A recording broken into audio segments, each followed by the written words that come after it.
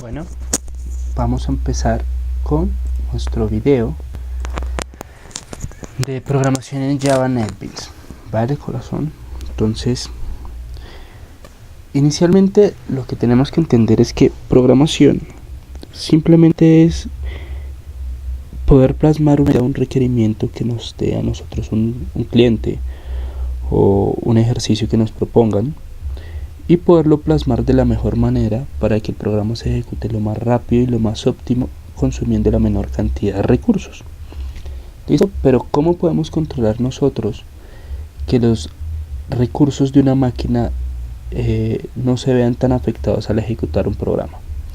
Pues inicialmente es necesario conocer qué tipos de datos nosotros vamos a manejar, qué tipos de información vamos a almacenar. Esto lo sabemos y lo determinamos es de acuerdo al análisis que nosotros hagamos del requerimiento que nos den. ¿Vale? Entonces es necesario entender que los lenguajes de programación todos manejan variables, tipos de datos, etcétera, etcétera. Pero, ¿qué es una variable? Una variable es simplemente el yo decirle a la máquina que necesito reservar en su memoria un espacio para poder guardar una información que me van a ingresar. ¿Listo? Pensemos en la memoria del computador como en un baúl. ¿Sí? Yo en ese baúl puedo almacenar cajones de diferente tamaño. Esos cajones van a ser mis variables. Entonces, ¿qué me determina qué tan grande es ese cajoncito? Pues la información que voy a almacenar en esa variable. Entonces, vamos a hablar primero de cuáles son los tipos de datos que se manejan. La gran mayoría de lenguajes de programación manejan los mismos tipos de datos, los mismos tipos de variables. Nosotros manejamos tipos de datos primitivos y dependiendo del lenguaje de programación tenemos tipos de datos que manejan ellos también, en este caso Java. Inicialmente hablemos de los tipos de datos primitivos. Los tipos de datos primitivos son aquellos a los que nosotros llamamos variables, a los que se empezaron a utilizar en los primeros lenguajes de programación y que solamente eran orientados a manejar información netamente, sin necesidad de que yo la manipulara de manera especial o pensando en una encapsulación de información o algo.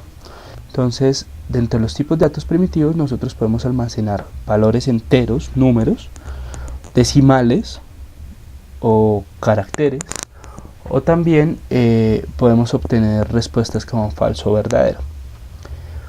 El primer tipo de dato que nos maneja entero, que es el más pequeño, es el byte. Byte nos ocupa en memoria un byte y su rango está determinado entre menos 128 hasta 127. Más allá no puede guardar, o menos no puede guardar, o no se puede generar, si en el caso tal de que nosotros lo queramos ejecutar por medio de un ciclo for, por llamarlo de alguna manera. Entonces, ¿qué nos determina el rango o qué nos determina qué tipo de dato debo utilizar? El análisis de la información que vamos a manejar. ¿Ok? Otro tipo de datos, short, que también maneja tipos de datos enteros, nos ocupa 2 bytes y va desde menos 32.000 hasta menos 32.768 hasta 32.767. Pensemos que nosotros vamos a manejar un programa para hacer un inventario.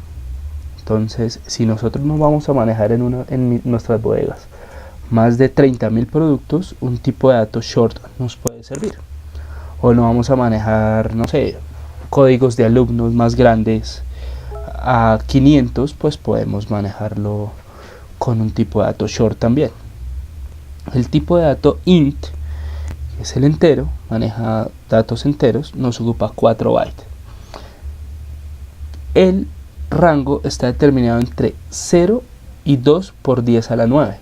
Pero ¿qué es 2 por 10 a la 9? Son más o menos, o no más o menos, es un número de 0 hasta 2.000 millones. Entonces, como puedes ver, es un tipo de dato muy grande y nos va a ocupar en memoria muchísimo espacio. ¿Ves? ¿Qué quiere decir? Que me va a ocupar en memoria muchísimo espacio.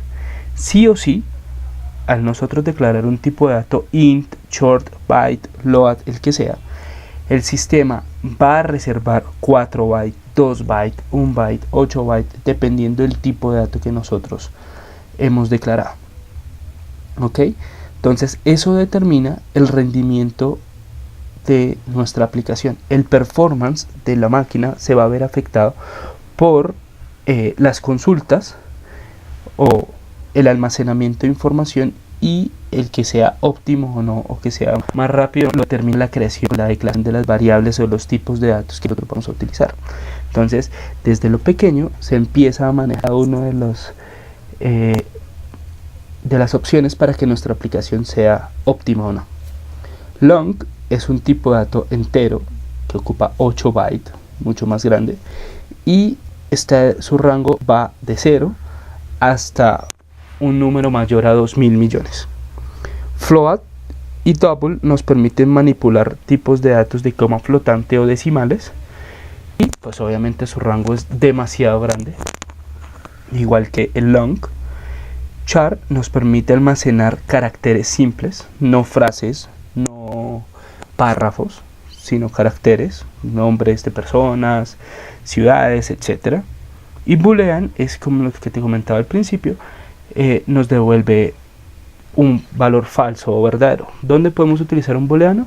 Cuando por ejemplo nosotros vayamos a ingresar, necesitamos que nos retorne si ingresó a realizar un procedimiento o no, o entró a un método o no, una sentencia o un dato, o se está ejecutando algo que nosotros querramos que se ejecute, y no necesitamos que nos devuelva un dato a almacenar, un dato entero o un dato string o un dato char. ¿Okay? Aquí los utilizamos un booleano precisamente para eso.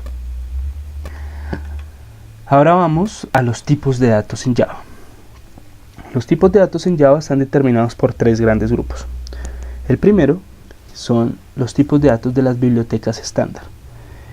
¿Cuántas bibliotecas estándar existen? Existen n cantidad de bibliotecas. ¿Y qué hacen esas bibliotecas? Esas bibliotecas nos permiten utilizar herramientas específicas para ejecutar tareas específicas dentro de nuestra aplicación.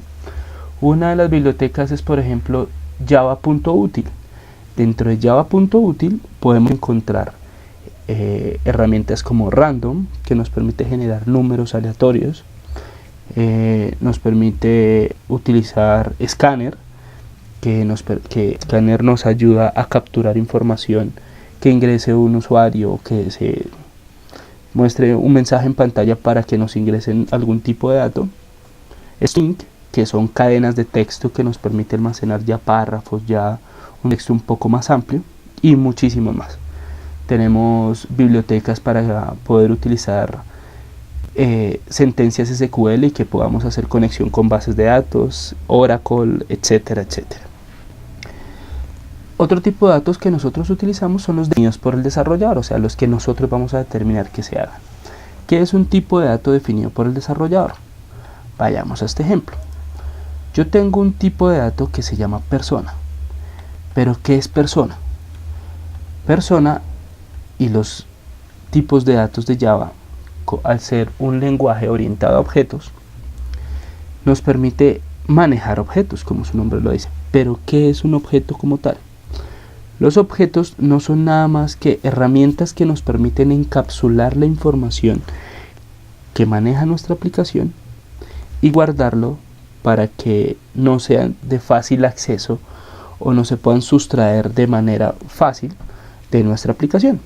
Entonces esa es la gran diferencia entre los lenguajes de programación antiguos, como un C#, como un C++, como un C, que simplemente nosotros solicitamos los datos de las variables y era muy fácil entrar al código y poder sustraer la información. Los programas o lenguajes de programación orientados a objetos nos permiten encapsular esa información, esconderla para que no sea tan fácil realizarlo. Básicamente es un objeto. Entonces volvamos a nuestro ejemplo. Persona es un tipo de dato, un objeto que nos permite agrupar varias variables. Cada vez que yo nombre a una persona, estoy nombrando las variables que la componen. ¿Qué me permite? Que si yo voy a crear una nueva persona, vamos a colocar un ejemplo acá, quiero crear una nueva persona, el sistema me va a pedir que yo le ingrese el documento, que sea un nombre, que sea el doctor de apellido Tuga, y una dirección XXX. ¿Qué hago yo? Yo estoy encapsulando esta información dentro de un tipo de dato persona. ¿Ves? Entonces, eso es lo que me permite realizar la programación orientada a objetos. Ocultar todo esto y que cuando vayan a mirar el código simplemente vean que yo estoy manipulando algo que se llama persona, pero no saben qué tiene. ¿Listo? Eso es un tipo de dato definido por el desarrollador. Eso lo determinamos en el análisis del programa o el requerimiento que nosotros querramos. Y obviamente los equivalentes a los primitivos, pero con manejo de objetos. ¿Por qué es esta vaina tan enredada? Pues es sencillo.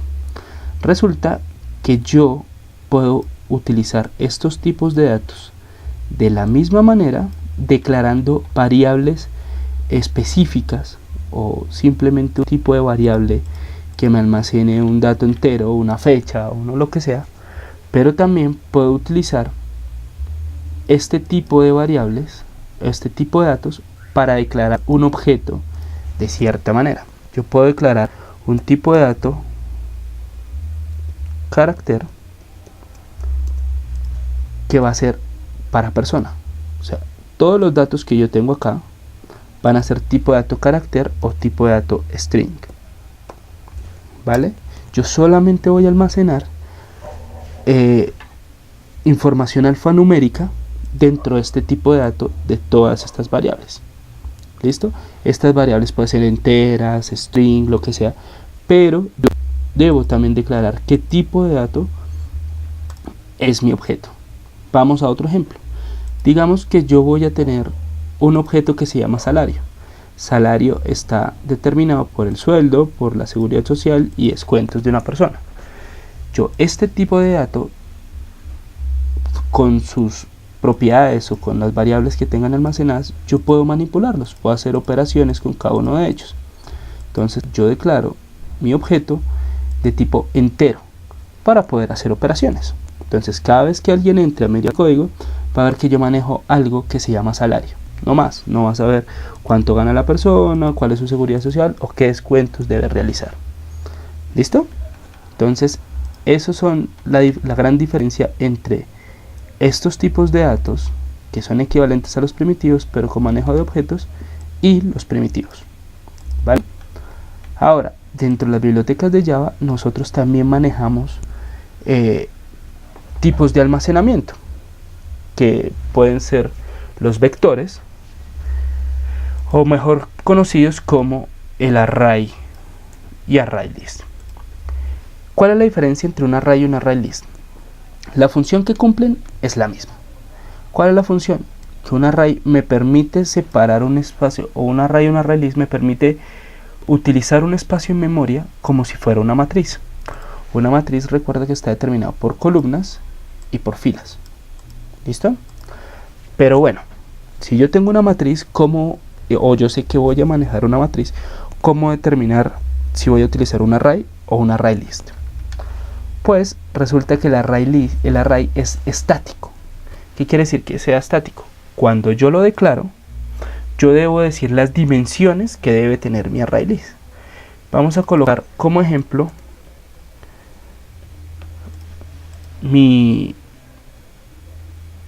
un array en el que yo voy a almacenar un nombre y un apellido de una persona solamente. Al yo decirle que sea de 2 por 2, quiere decir que yo solamente voy a tener este espacio para poder almacenar. No voy a poder crear otro registro u otro registro, no puedo, porque ya lo determiné de que mi array va a ser de 2 columnas por 2 filas. ¿Listo? ¿Qué hace un ArrayList? Pues un ArrayList hace exactamente lo mismo, me define un espacio de memoria para manipular datos de tipo matriz, pero yo no le voy a decir cuánto espacio va a tener. Es decir, que si yo, por ejemplo, declaro un array list que se llame usuarios, en el cual voy a utilizarlos para almacenar nombre y apellido, yo voy a empezar a ingresar datos. En este momento mi array list no tiene nada, pero resulta que ahora voy a almacenar un registro. ¿Cuál? Alan, de apellido Brito.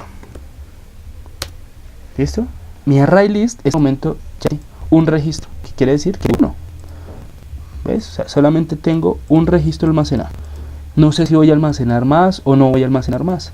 Simplemente, si yo quiero almacenar otro, él me va a disponer del espacio para poderlo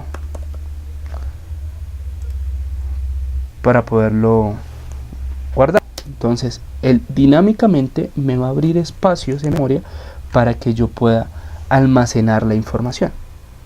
¿Ves? Entonces, yo aquí ya tengo un array list de 2×2, pero voy a poder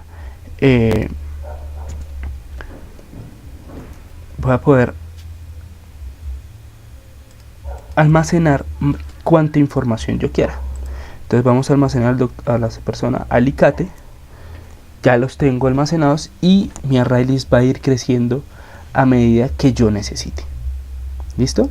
Esa es la diferencia entre un array y un array list. La manera de declararlos, pues lo veremos más adelante, pero un ejemplo así básico es que yo en un array debo decirle qué dimensiones va a tener, y un array list no, va a ser más dinámico. ¿Listo? Entonces hasta aquí va el primer video. Espero que entiendas, espero que haya sido bastante claro, y si tienes dudas me avisas, ¿vale?